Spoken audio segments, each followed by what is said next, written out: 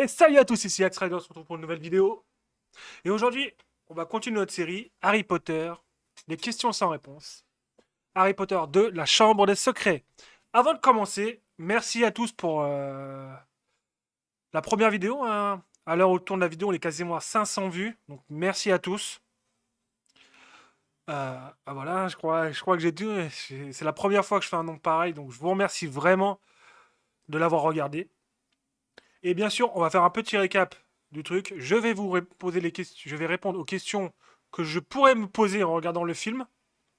Dans l'ordre du film, hein, bien sûr, on va dérouler le film. Je ne répondrai pas aux questions qui aient une réponse dans la suite. Et je donnerai aussi des petites infos par-ci par-là. Et on commence tout de suite avec la première question. Bah, en fait, c'est quoi la chambre? D'où sort la chambre de Harry? Là où il dort. En fait, cette chambre, on a la réponse dans le premier livre.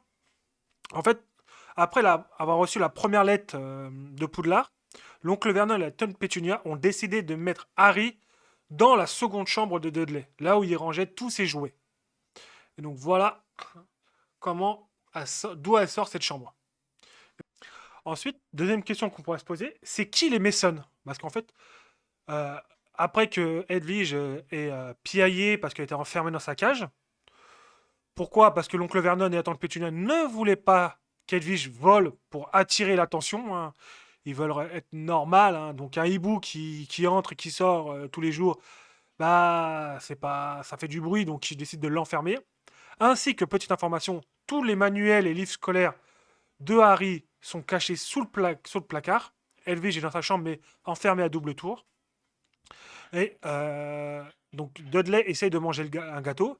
Et la tante Pétunia dit que c'est pour quand les Mason arriveront. Et on n'en sait pas plus. Bah, c'est simple. Les Mason sont deux personnes extrêmement riches qui viennent investir pour racheter la société de l'oncle Vernon pour des perceuses, hein, ces perceuses. Et le dîner est justement pour faire signer le chèque, ce chèque. Voilà. Ensuite, une question suivante qu'on pourra se poser, c'est comment les Weasley ont su que Harry était enfermé? Comment on a su que l'oncle Vernon et la tante Pétunia ont bloqué Harry dans sa chambre et l'empêché de retourner à Poudlard? Bah la réponse est simple en fait. C'est après que Dobby ait fait léviter le gâteau, Harry reçoit une lettre du ministère de la Magie disant qu'il a fait usage de magie hors dehors de l'école. Et que si ça arriverait, il serait exclu de Poudlard. Et sachant que voyant que Harry n'avait pas le droit d'utiliser la magie, l'oncle Vernon et la tante Pétunia ont décidé de l'enfermer, sachant qu'il pouvait rien faire. Donc, Ron et les jumeaux arrivent, disent qu'ils savent que Harry a reçu une lettre parce qu'il a fait usage de la magie, parce que leur père travaille justement au ministère de la magie. Voilà. Bon, et petite info personnelle en passant de cette scène, euh, dans le film, on voit que après avoir pété les barreaux, l'oncle Vernon et la tante Pétunia se réveillent sur le coup. En fait, c'est pas vrai. En fait, c'est pas au moment où ils cassent les barreaux parce que voilà, bon, c'est facilité scénaristique, c'est normal de faire ça, mais en fait, c'est pas comme ça. En fait, ils cassent les barreaux sans faire de bruit. Ils rentrent dans la chambre qui est verrouillée à double tour.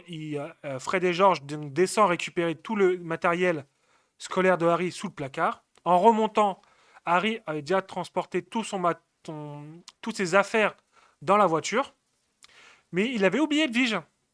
Et Edwige, en ululant, a réveillé l'oncle Vernon qui est venu tambouriner à la porte. Voilà. Petite info aussi, quand ils arrivent chez les Weasley, quand Harry arrive chez les Weasley, on voit une horloge avec les photos de Fred et George et de Ron. Mais on ne sait jamais quelle est cette horloge. En fait, c'est une horloge magique qui indique où sont chaque membre de la famille Weasley à toute heure. En fait, s'ils sont en prison, à l'école, en déplacement ou en danger de mort. Voilà. Petite info supplémentaire. Quand ils arrivent sur le chemin de traverse, enfin quand Harry se fait transporter dans l'allée des embrumes par erreur après avoir utilisé la poudre de cheminette, il retrouve Hagrid qui le ramène sur le chemin de traverse et là il rencontre Hermione qui répare ses lunettes. Mais en fait, il faut savoir que c'est pas Hermione qui répare les lunettes, hein. C'est Monsieur Weasley. Voilà. Petite info en passant. On continue les questions. Bon, et vu qu'on est au passage sur les petites anecdotes sur le chemin de traverse. On va continuer avec une autre que j'aime bien.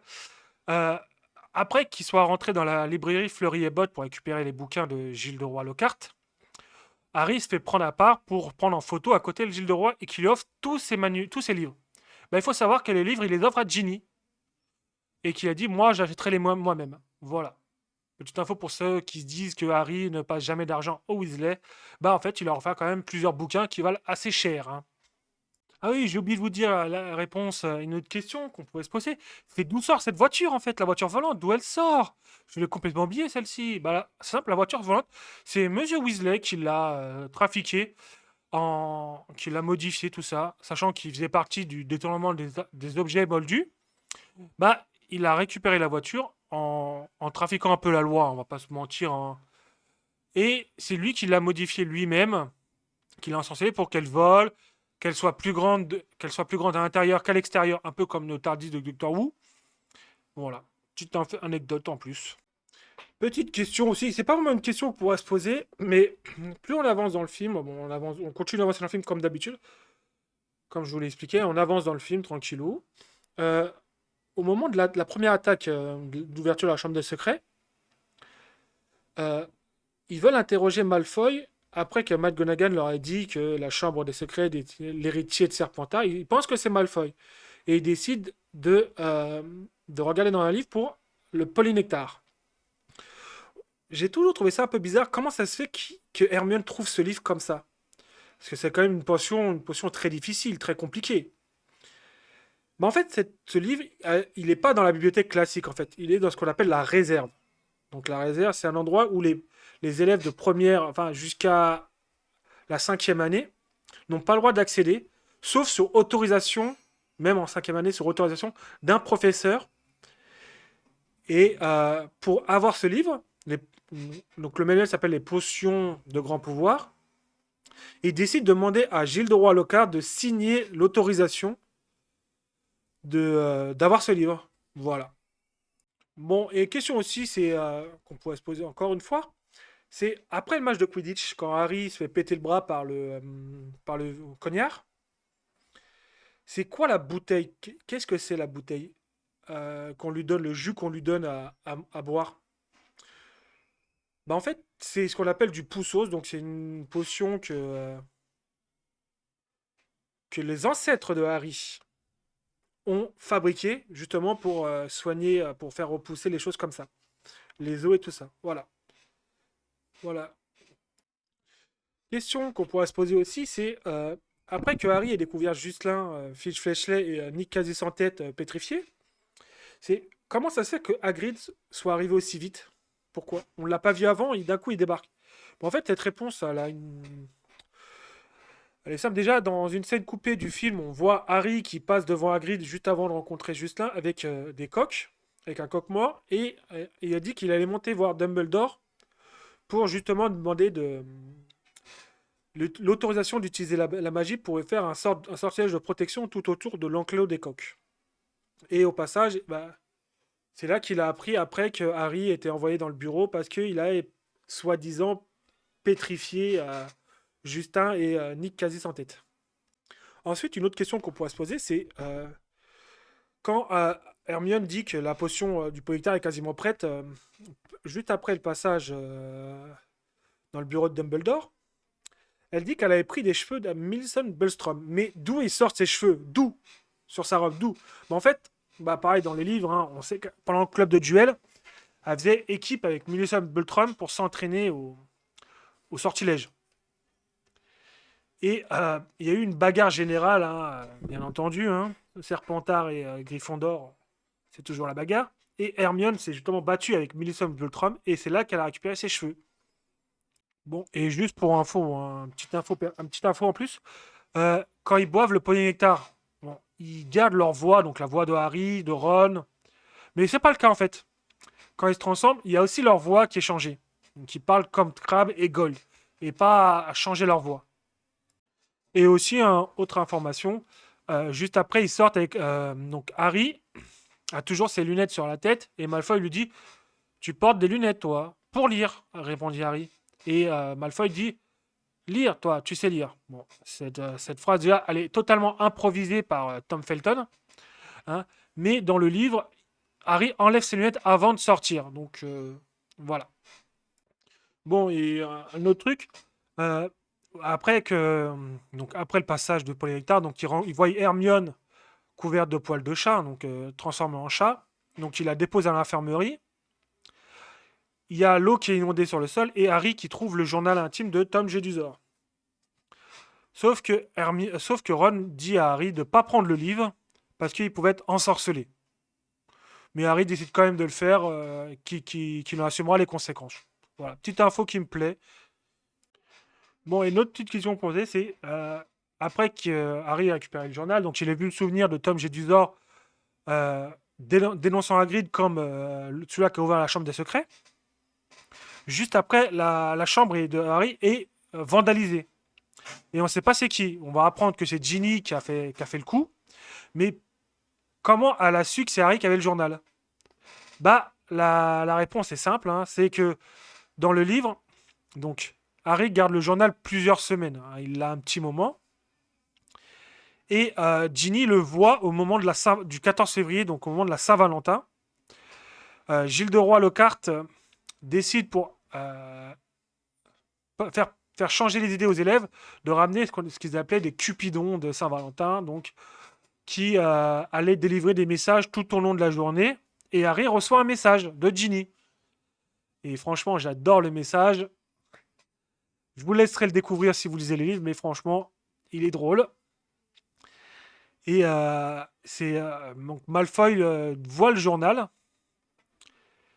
Et c'est à ce moment-là où Ginny, qu'il y a tous les élèves qui sont autour d'eux, c'est là que Ginny voit le journal. Et on se dit qu'elle rougit parce que c'est elle qui a envoyé la lettre à Harry. Mais en fait, non, parce que Harry avait le journal. Et si Harry découvrait comment le journal il marchait, le journal aurait pu dire tout ce qu'il avait dit que Ginny avait dit au journal intime. Bon, on arrive à la fin du film, donc les dernières questions qu'on pourrait se poser. Mais déjà, j'ai envie d'éclaircir plutôt quelques points sur la fin, après qu'Harry ait sauvé Ginny.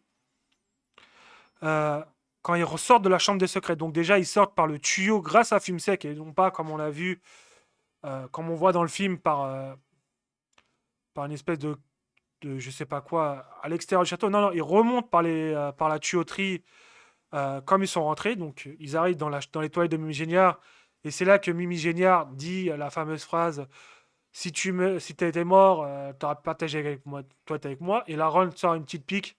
Attention, Harry, je crois que Mimi est amoureux de toi. Ginny, t'as une rivale. Et là, Ginny, elle fait pas la fière vu qu'elle pense être renvoyée. Fumsec les conduit dans le bureau de McGonagall où attend Monsieur et Madame Weasley. Et Dumbledore. Donc Harry explique tout ce qui s'est passé, comment il a entendu la voix. Il se livre à Dumbledore et à McGonagall. Et là, c'est que Madame McGonagall dit vous avez enfreint une cinquantaine d'articles du règlement. Mais comment se fait-il, nana, tout ça? Et c'est là qu'il parle du journal de Jedusor. Et c'est là que Dumbledore dit qu'il a appartenu à Voldemort et que Ginny ne sera pas renvoyée. Et ensuite, Harry, Dumbledore donne 50 points, 200 points à Gryffondor pour service rendu à l'école. Et c'est là que Malfoy rentre avec Dobby. C'est là qu'Harry apprend que Dobby appartient à la famille Malfoy. Et ensuite, il lui offre la chaussette. Et j'aime bien cette petite phrase. On en reparlera plus tard, hein, cette phrase. Quand Harry lui dit promets-moi juste de ne plus jamais me sauver la vie. Et Dobby ne répond rien. Et on en reparlera plus tard de cette phrase. En tout cas, j'espère que cette vidéo vous aura plu, comme la première. N'hésitez pas à me dire ce que vous avez pensé en commentaire. N'hésitez pas à me dire aussi s'il y a des questions auxquelles je n'ai pas répondu. J'essaierai de vous y répondre. Sinon, j'y répondrai dans la prochaine vidéo. Si j'y arrive pas par écrit, j'y répondrai à la prochaine vidéo. En tout cas, merci à tous de m'avoir écouté. C'était Yax Rider. N'hésitez pas à vous abonner.